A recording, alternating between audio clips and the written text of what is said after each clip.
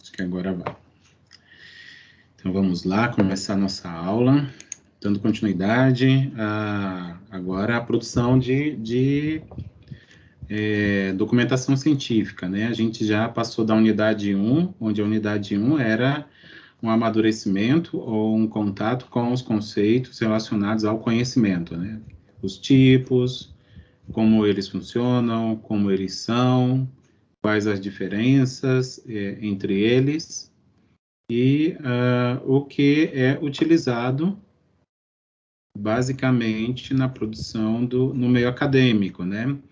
E, obviamente, não é só no meio acadêmico. A intenção da disciplina é justamente mostrar que o conhecimento científico ele vai além dos muros da escola, dos muros da universidade, dos muros da academia, né? Da academia,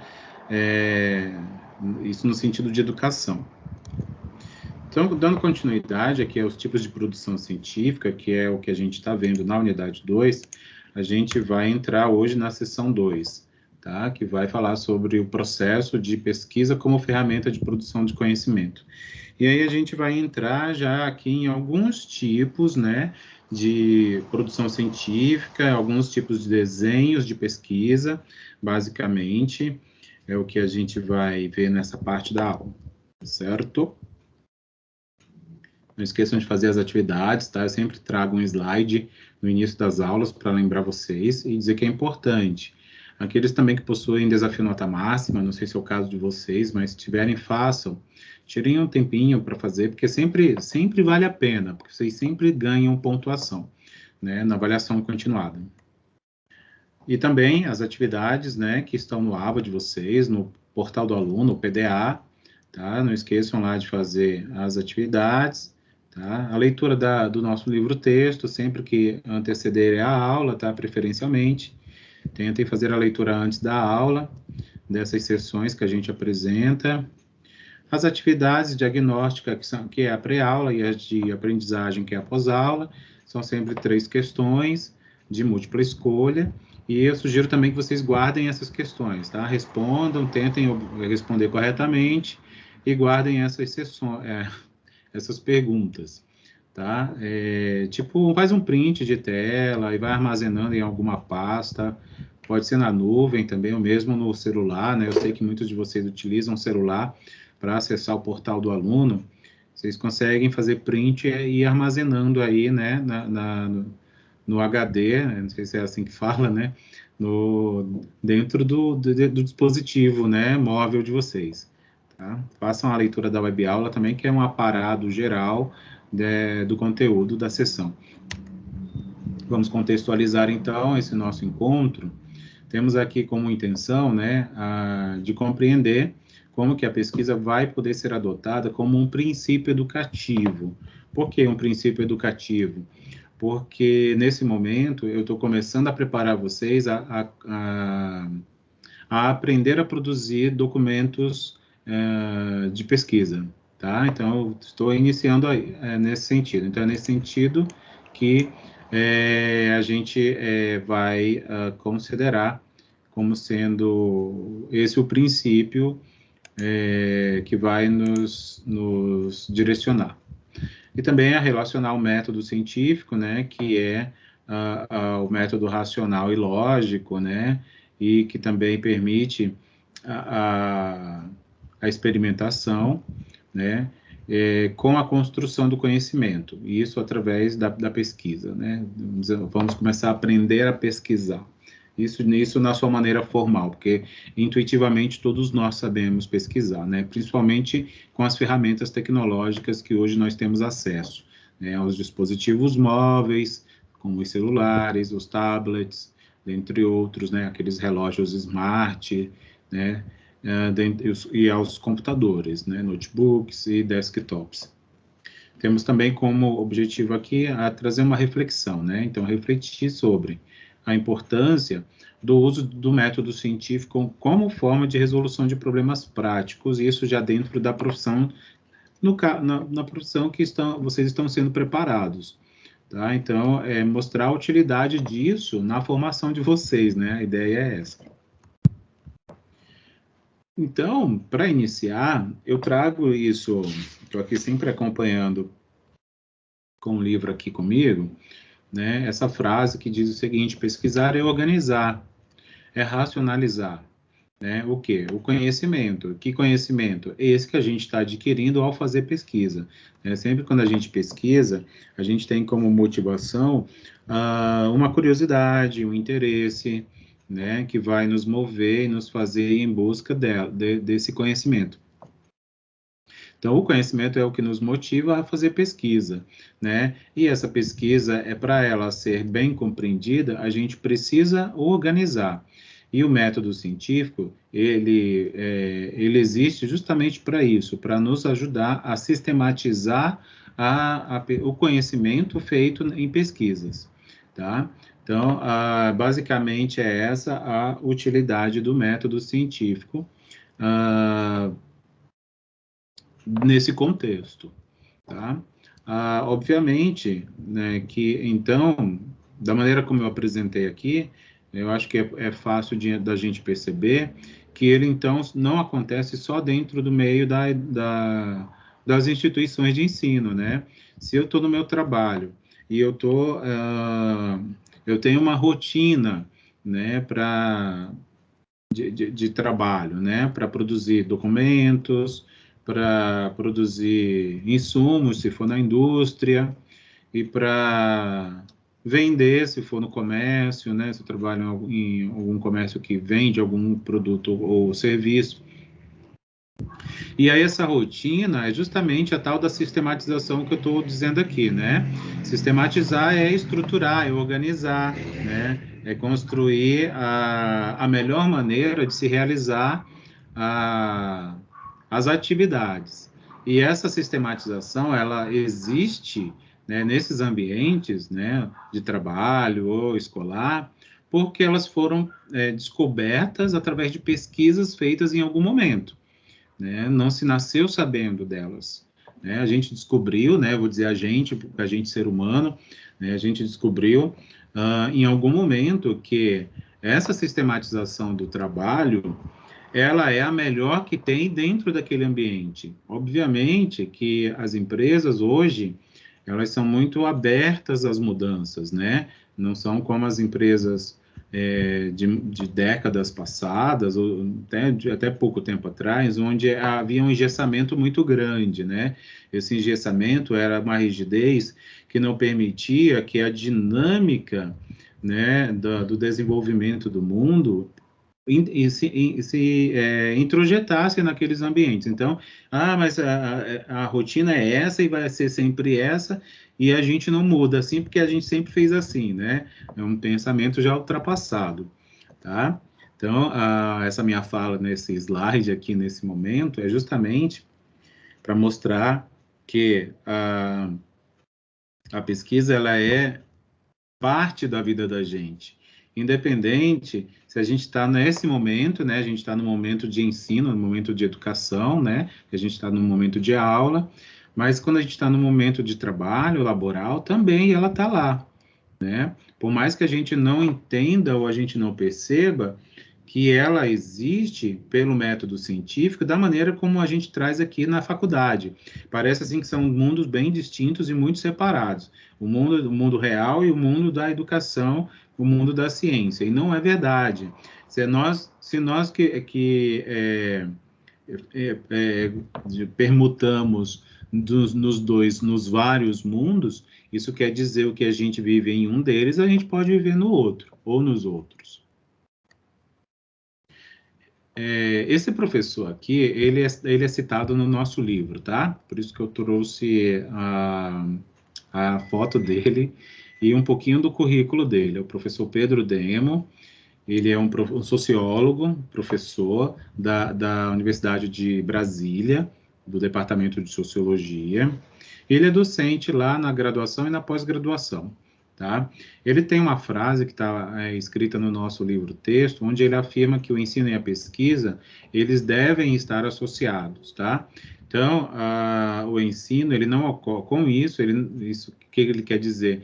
Que não tem como dissociar, ou seja, separar, Isso quer dizer que ele ocorre também nos ambientes do trabalho, né? O que eu faço hoje no meu trabalho é porque alguém me ensinou, né? E esse alguém fez porque alguém ensinou ele. E em algum momento, alguém ou um grupo de pessoas, né, um grupo de trabalho, pesquisou para aprender aquilo que agora está replicando como ensino para os demais, tá? Então é isso. Essa frase dele é muito importante porque é uma frase que reforça o que eu acabei de dizer no slide anterior, tá? Que a pesquisa ela transcende os muros da universidade. E aí surge o grande dilema, né?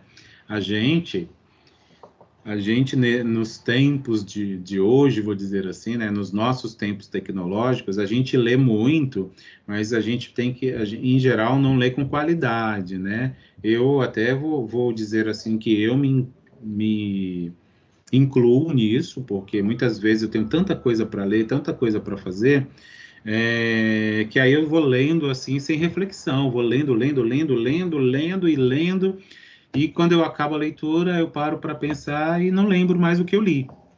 Quando isso acontece, é porque a gente não fez uma leitura reflexiva, uma leitura de qualidade, né? Então a gente precisa, eu sei que às vezes é meio chato, né? E eu sei que tem gente que diz, eu não gosto de ler, né? Mas tudo bem, acho que ah, é uma característica, né? Uma escolha também, pode ser, posso dizer assim, de cada um, né? Mas a leitura ela é extremamente importante nos momentos de pesquisa, no momento de trabalho, quando a gente se torna um líder, quando a gente quer se tornar um líder, por exemplo, a leitura precisa fazer parte da nossa rotina, tá? E aí, mais uma vez, não é qualquer leitura, mas a leitura de qualidade. Né? O que é a leitura de qualidade? Não é o tipo de coisa que eu estou lendo, mas é a forma como eu leio, tá? Independente se eu estou lendo ah, um livro de poesia, eu estou lendo um livro técnico, eu estou lendo um livro de biografia, um livro religioso, não importa. O que importa é com que a gente leia e a gente compreenda o máximo possível a leitura que a gente faz, porque ao final dela, se ela foi feita de qualidade, a gente vai ter uma reflexão e vai ter uma lembrança do que leu, aquilo vai ficar guardado, tá? Isso que é um sinal de quando a gente faz uma leitura de qualidade. Né? Então, estudar é uma forma de leitura, ler, né, obviamente, e a sistematização ela vai acontecer quando a gente utilizar o método científico para organizar as ideias que a gente obtém a partir das leituras. Tá? Então, é aí que entra a interseção, ou intersecção entre o método científico e a leitura. Tem uma frase aqui que está no nosso livro-texto, até que eu vou ler, tá? Que eu achei bem legal.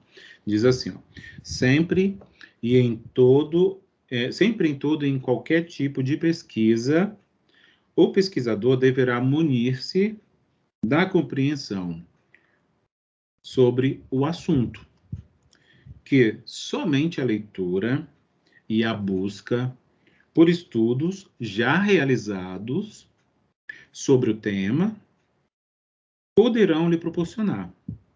Assim, mesmo que você esteja lidando com questões específicas, sua análise irá requerer que você estude, que você leia, sistematize materiais já produzidos sobre o assunto, para obter um maior domínio teórico sobre eles. Então, essa frase, na realidade, esse texto que eu acabei de ler, faz parte do Assimile, né, que é um dos nossos tópicos do nosso livro, e que justamente está resumido aqui nesse slide. Tá? Então, a leitura, ela nos faz desbravar o conhecimento, né? É como se ela abrisse caminhos, né, rodovias. E o método científico é o nosso motor, né? É o nosso automóvel.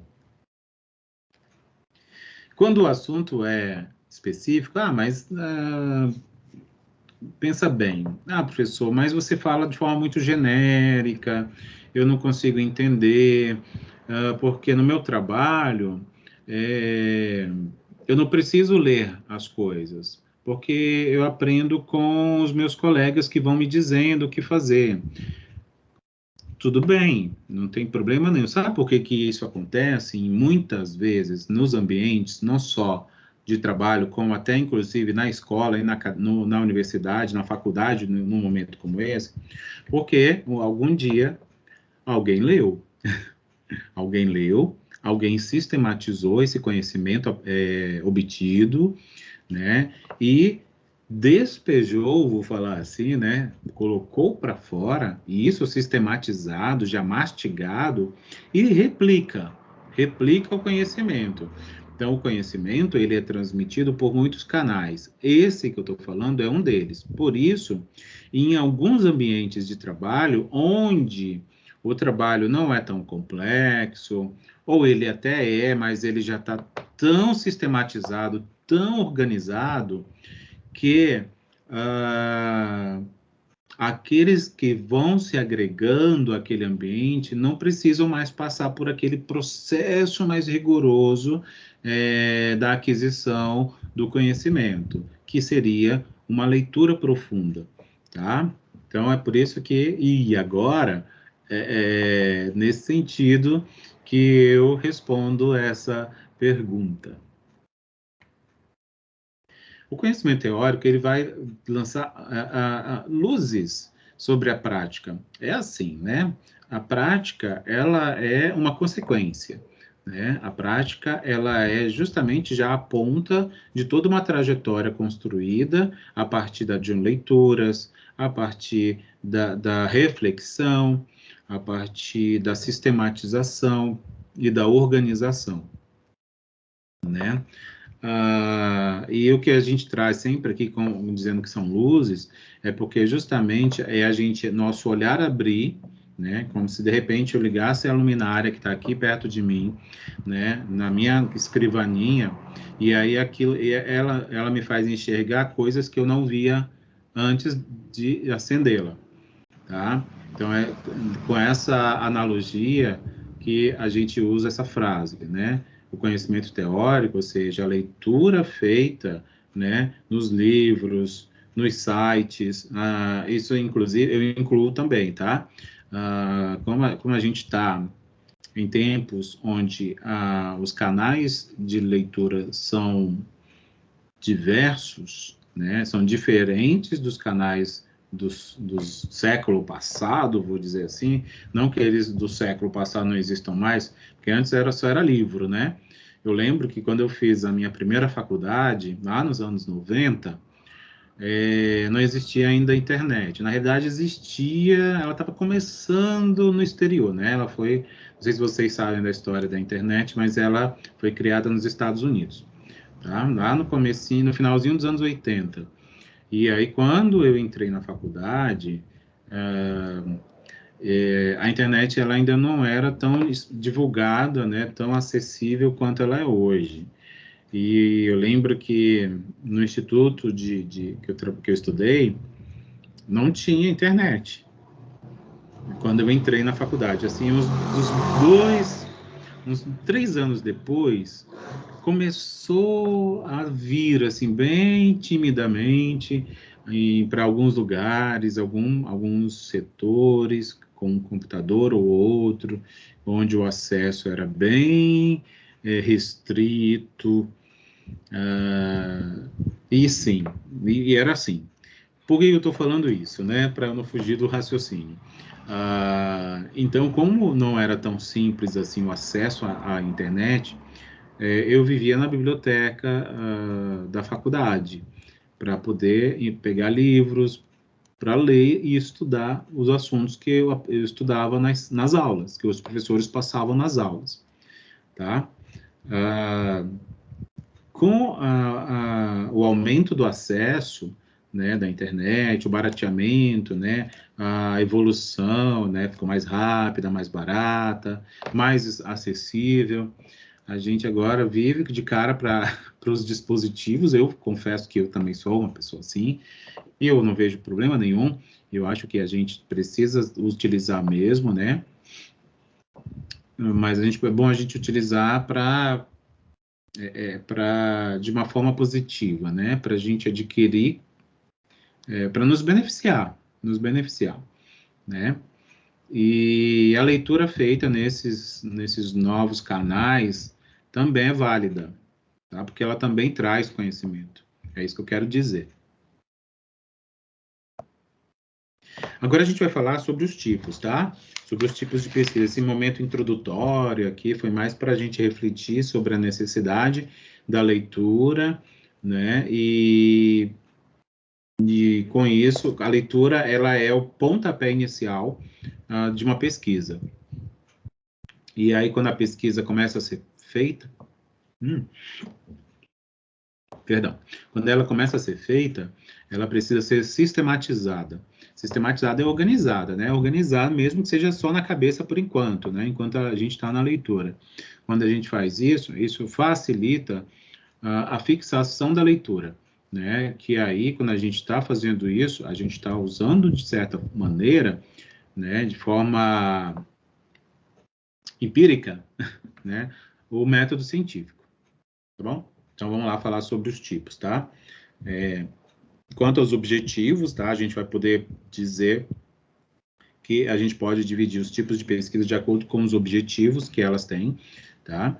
E também quanto aos procedimentos técnicos. Então, a gente pode dividir sobre essas duas óticas, essas duas visões. Com os objetivos, a gente divide de um jeito. Quanto aos procedimentos técnicos, a gente consegue fazer outra divisão. É o que o nosso livro-texto apresenta. Quanto aos objetivos, existem 3 tipos básicos, tá? Que são a pesquisa que é dita exploratória, a descritiva e a explicativa, tá? Opa, passei, desculpa. A exploratória, né, ou as pesquisas exploratórias, elas são pesquisas que visam aprimorar ideias sobre algum assunto. É o primeiro tipo de pesquisa, tá? Ela tem como objetivo, assim, se familiarizar com o tema, né, com o problema que a gente tem, que ela está investigando. Na maioria das vezes, a pesquisa exploratória ela assume a forma de pesquisa bibliográfica, que vai ser um tipo quanto ao procedimento técnico que a gente vai ver logo mais. Tá? Ou então, em estudo de caso, quando a gente analisa um caso específico. E aí a gente, quando vai entender esse caso, a gente, de certa maneira, pode dizer que está praticando uma pesquisa exploratória.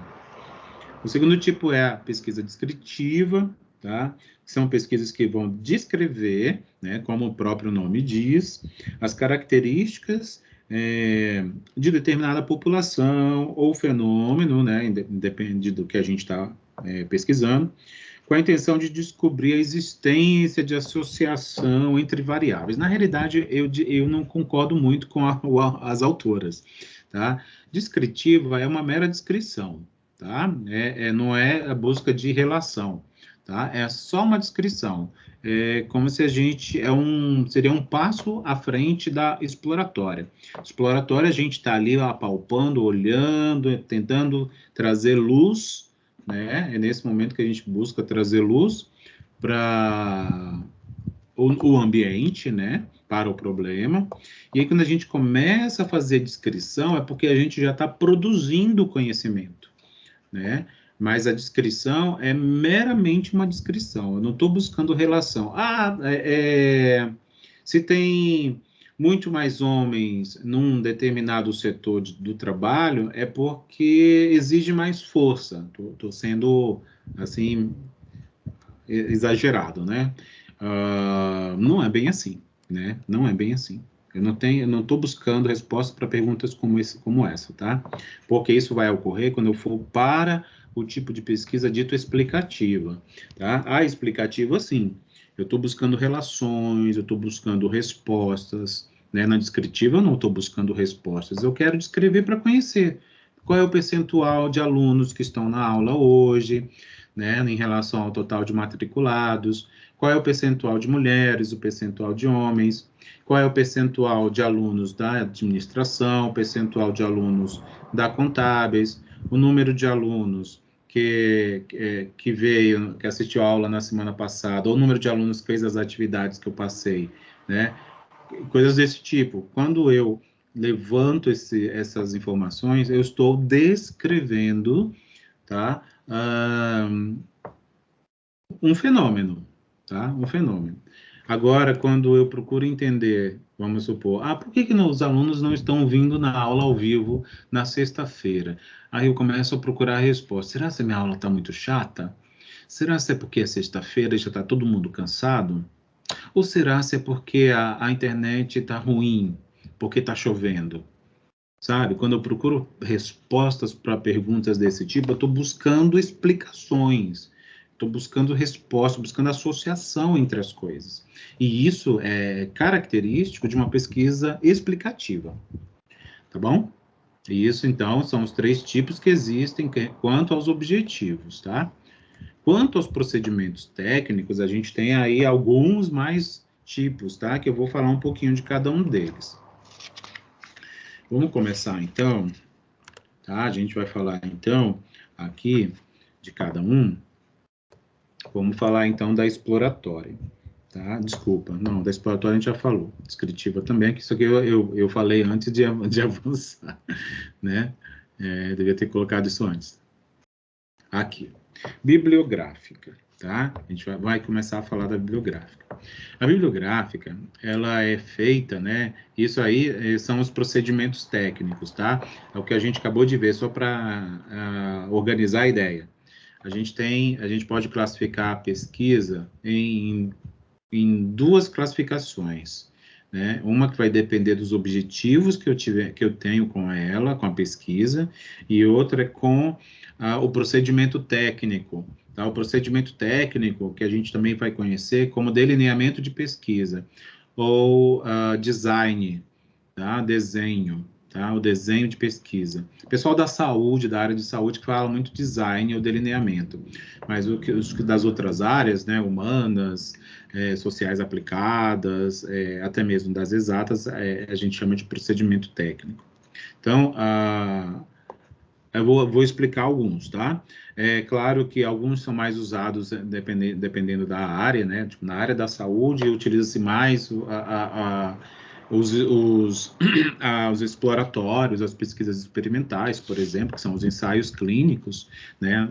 A área farmacêutica também, né? Para a produção de fármacos. A área das ciências sociais, ela faz muito estudo observacional, estudos de coorte, até mesmo bibliográfica, né? A bibliográfica é uma das que mais permeia, assim, por todas as áreas, que é essa justamente que eu estou apresentando aqui para vocês, que eu vou falar agora, tá? Elas são desenvolvidas com base em material que já está elaborado e sistematizado, né? O que isso quer dizer? Já está publicado. Artigo científico, livro, revista científica, revista técnica, monografia, trabalho de conclusão de curso, dissertação de mestrado, tese de doutorado, até mesmo banner, né, de simpósio, encontros, tá? Que é o que já está escrito aí. Então, quando a gente está apresentando esse material nesses formatos aí, né, é porque a pesquisa ela já está sistematizada e já está mastigadinha, pronta para ser divulgada. Quem é que faz pesquisa aqui para botar dentro da gaveta?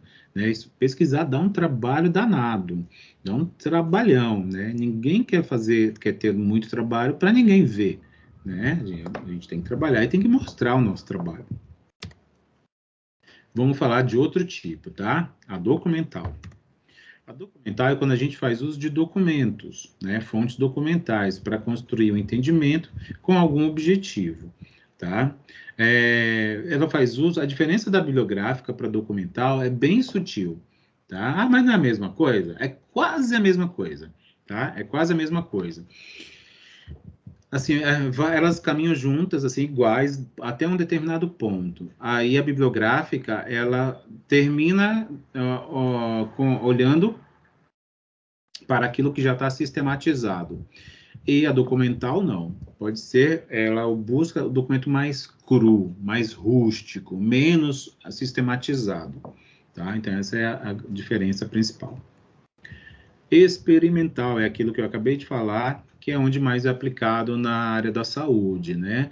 Na pesquisa clínica, na farmacêutica, né? Na veterinária, né? Na indústria de cosméticos, por exemplo, né? Faz muita pesquisa experimental, né? Para poder produzir os cosméticos, por exemplo. São elaborados a partir de um objeto, como qualquer outra, né, de estudo, mas a intenção é fazer intervenções, é fazer ensaios, tá? Experimentações. E isso é feito com controle de ambientes, né? Então, constrói-se um ambiente, né? E aí, constrói-se assim, né? Às vezes é verídico, às vezes é só fictício, né? Controla, por exemplo, eu estou vendo qual é o efeito de um chá, de uma planta, mas os participantes eles vão ter que parar de tomar café, porque cafeína pode influenciar no resultado. Então, eu estou fazendo um controle, eu estou tirando o efeito da cafeína. Então, quem está ali participando não pode ingerir cafeína, porque senão vai afetar no resultado que eu estou procurando, para afirmar se o determinado chá que eu estou dizendo que é bom ou não, como calmante, vou dizer assim, senão não vou, aí eu vou ter que eles chamam, sabe o quê? De fator de confusão. Eu vou ter uma coisa influenciando e vai distorcer todo o meu resultado. Então, eu estou fazendo um experimento num ambiente controlado, eu estou tirando o efeito de uma fonte de confusão da minha pesquisa. Tá? Isso é um estudo experimental. Existe esse aqui que eu confesso para vocês que eu nunca vi alguém fazer, mas segundo o nosso material, ele existe. Ex post facto, né? Até acho que é um termo em latim, sei lá, né? Mas o que ele diz no nosso material? Diz que são pesquisas semelhantes à pesquisa experimental, a diferença é que estudam fenômenos que já aconteceram. Então, a pesquisa experimental ela é uma pesquisa prospectiva, tá? Então, começa agora e aí vai deixando o tempo passar enquanto vai sendo acompanhada e realizada. O que ele diz que a ex post facto é que é um olhar para trás, né? E ver se é possível, não sei, mas o que aconteceu dentro dos ambientes. Coorte, estudo de coorte, em geral, são estudos observacionais, tá? Ao longo do tempo. São estudos temporais, em geral, de um grupo, ou mais de um grupo de indivíduos que possuem uma característica em comum. Por exemplo, Professor, oi. licença, eu levantei a mão, acho que não apareceu aí. Eu não vi. Pode É falar. em questão do outro exemplo, sem ser esse, aquele este poste, alguma coisa assim. Como você pode dar algum exemplo disso? Tá, vamos lá. Como ele diz, que a gente volta, é um olhar para o passado, né? A diferença é que isso são fenômenos que já aconteceram. Então, vamos pensar aqui. Poderia ser aquele caso do Nardone lá, algo que já aconteceu e estuda até hoje isso? Pode ser, do Nardone é da menina que pegou. Assim, casos que já aconteceram, né? A pessoa já está presa, Acho que etc. qualquer caso, né? Eu acho que aquele é um caso, assim, bem forte, né? Misericórdia. Mas sim, entendi. Eu acho que a tua exemplificação é perfeita, porque é tentar entender por que eles fizeram aquilo, Isso, aham. né? Perfeito, obrigada, viu? Então, eu acho que você tem toda a razão. Então, você compreendeu bem. É isso mesmo, Ex-post-pacto. Obrigado, viu, professor? Tá bom. Eu que agradeço pela sua participação, porque trouxe um exemplo maravilhoso. Então, bora lá. A coorte, né, como eu estava dizendo, a coorte é fazer estudo de objetos ou de indivíduos, né, de sujeito, pessoas, que têm alguma característica em comum, né? Aí eu ia exemplificar aqui no caso nós, eu posso dizer qualquer coisa em comum que a gente tenha. O que a gente tem em comum nesse momento?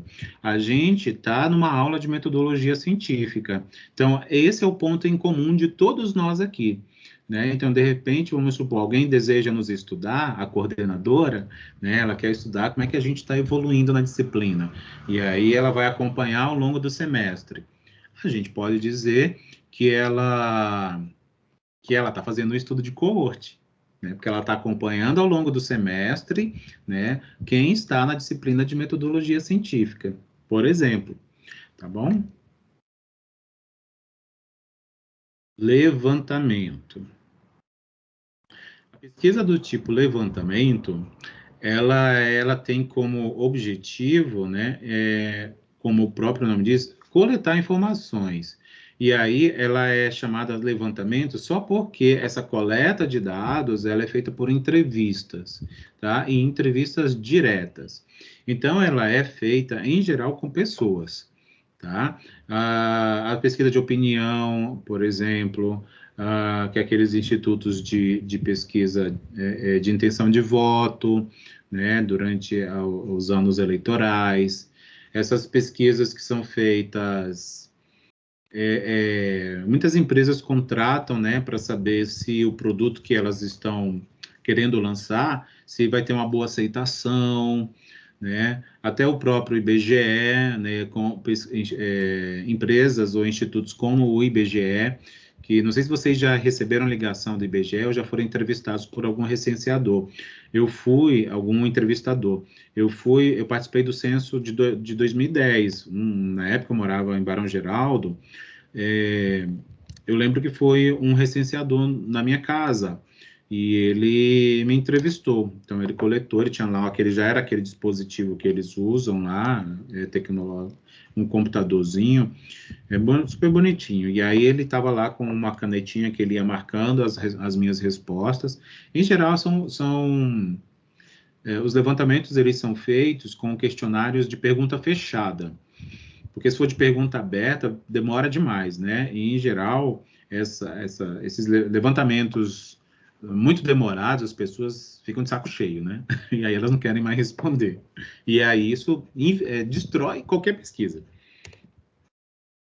Estudo de campo. São observações diretas, tá? Das atividades do grupo de interesse. Assim,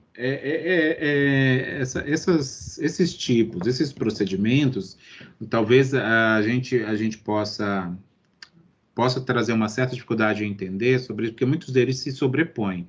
Por exemplo, um estudo de campo também pode ser um levantamento, né? Porque é como eu ir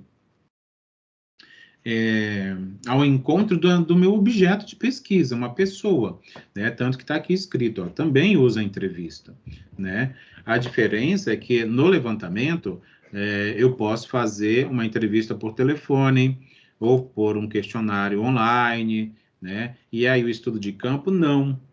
Eu vou direto no meu interessado, né? É só por uma questão de ação mesmo que diferencia.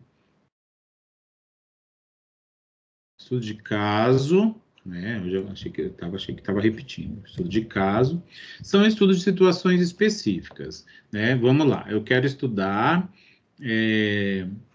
como é que está a aceitação de vocês, por exemplo, da disciplina, um método de ensino da disciplina de metodologia científica. Então, é um caso desta disciplina, porque ela pode ter sido, né, ela foi lecionada por outros professores em outros semestres e em outros momentos, em outras instituições, tá? Mas aí, no caso, a nossa turma de 2021/2, né, dos cursos da Faculdade de Anhanguera de Sumaré, né, noturno, dos cursos de administração e contábeis. Aí eu sei que já tem gente das engenharias também, né, que descobri que tem gente aí, acho super legal essas turmas mistas. E aí eu quero saber como é que está a aceitação. Isso é um estudo de caso, porque é muito específico. Eu estou estudando uma turma específica. Tá, só por isso que isso se chama estudo de caso. Pesquisa-ação. Pesquisa-ação são estudos de grupos focais, tá? E quando eu quero, são pesquisas qualitativas em geral, tá? Todas essas pesquisas que eu acabei de falar até agora, elas podem fazer uso de método quantitativo para desenvolver, fazer análise dos dados que são produzidos por elas, né, os dados coletados. A pesquisa-ação, ela não necessariamente coleta dado para fazer análise quantitativa, né? Ela pode ser feita por entrevista e aí relato, tá? Por relato. Por exemplo, eu montei um grupo, vamos supor, eu peguei um grupo de vocês aqui, fazer uma amostragem, peguei 5 alunos e aí quero fazer um grupo de discussão para a gente fazer propostas de melhoria das nossas aulas. Estou sempre trazendo para a nossa aula. E aí são grupos focais, né? Eu estou pegando 5 alunos, que a gente chama de grupo focal, para a gente discutir, né? Fazer o brainstorming, né? Levantar os pontos fracos, os pontos fortes, as propostas de mudanças para melhorar o que está sendo menos bom ou ruim, né? E o que melhorar, o que já está bom, e como que a gente vai implementar. Então, e aí é relato. A gente vai relatar, é como se a gente fosse produzir atas, né? Só que aí de cada grupo, de cada indivíduo, e esses relatos, eles são documentados, né? E preferencialmente colocados em prática.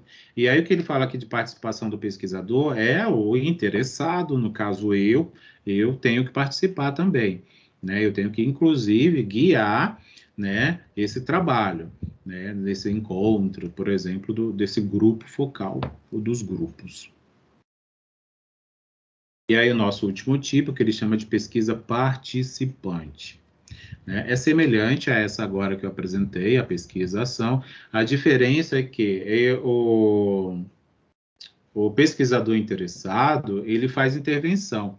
Então, ele meio que provoca alguma coisa, né? Vamos supor que a gente está lá, voltando a esse mesmo exemplo que eu trouxe, né?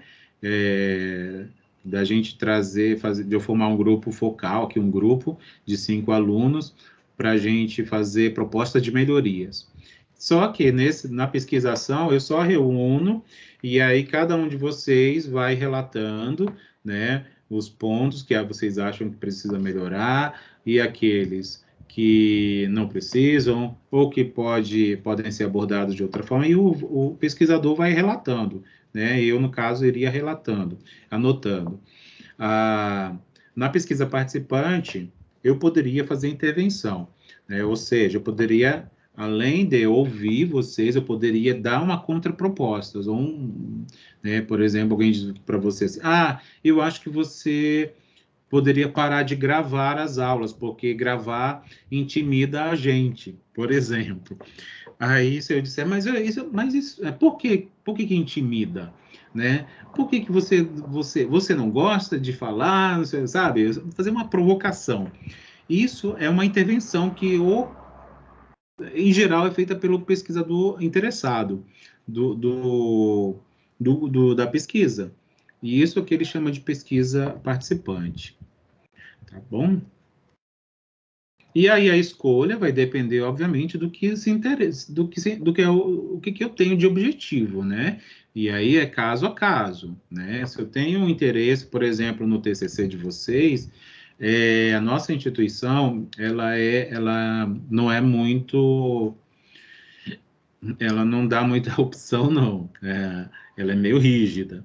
Para vocês terem uma ideia, hoje, né, como está sendo gravado, então pode ser que talvez isso mude para frente, mas hoje a única possibilidade de pesquisa que vocês poderão fazer no TCC é a pesquisa bibliográfica, tá? Então, o que é a pesquisa bibliográfica? Que foi o primeiro tipo que eu falei, é pesquisar em fontes sistematizadas.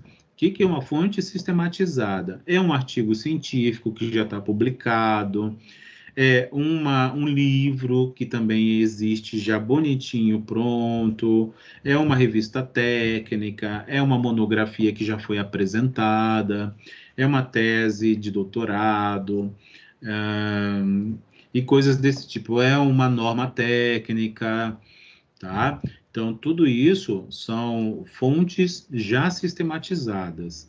E aí, isso, quando a gente procura isso para desenvolver pesquisa, a gente está fazendo uma pesquisa bibliográfica.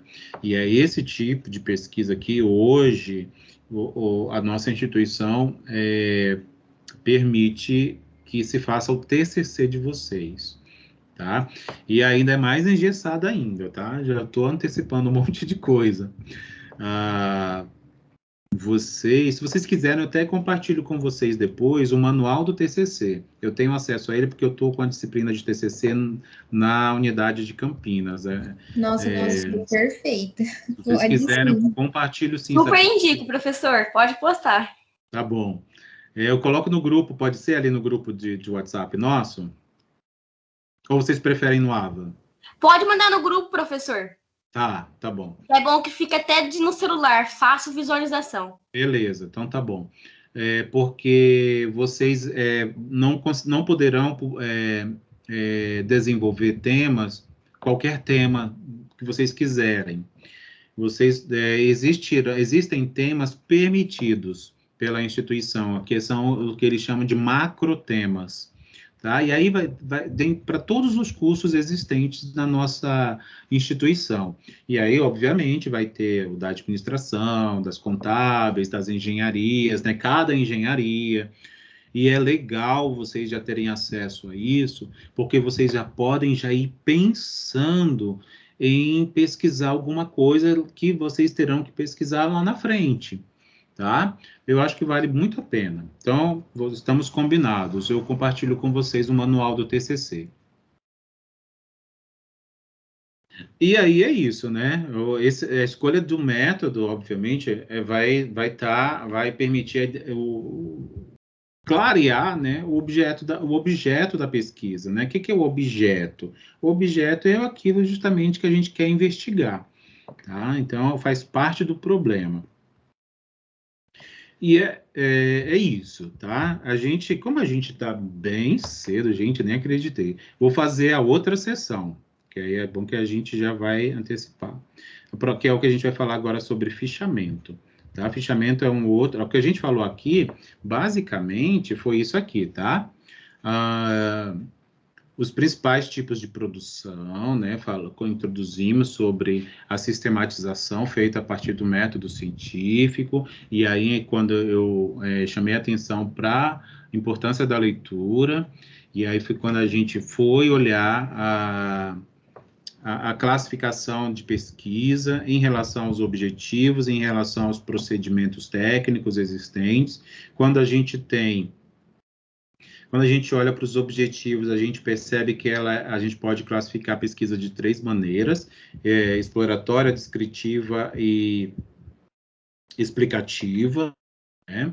E aí, quando a gente olha para os procedimentos, eu mostrei aquele monte de tipo ali, onde eu iniciei falando da pesquisa bibliográfica, que basicamente é o que vai interessar para vocês, tá? Nesse curso, porque é o TCC de vocês vai ser produzido a partir de pesquisa bibliográfica, mas é interessante conhecer as outras, né? Coorte, a experimental, a pesquisa-ação, a documental, aquela post-ex facto, né?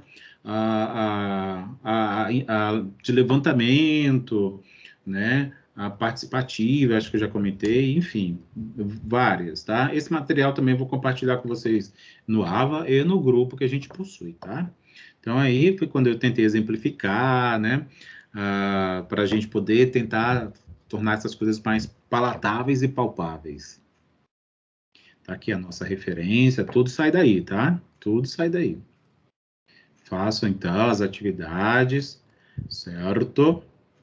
Então, vamos ali para outra aula. Como a gente está com tempo, vamos ali para outra aula. Eu só vou fazer uma coisinha, gente. Cadê? Espera um pouquinho. Eu vou encerrar essa gravação.